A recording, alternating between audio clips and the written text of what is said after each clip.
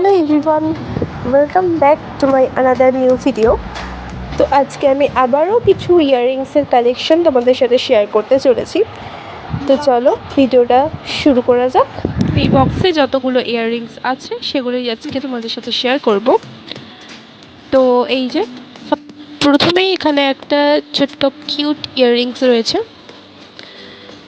তো তারপর এখানে এই যে আর একটা ছোট্ট সুন্দর একটা, তারপরে এই যে আর একটা। তো এরকম অনেকগুলোই আছে, তো আমি আর বক বক করবো না, তোমরাই দেখতে থাকো।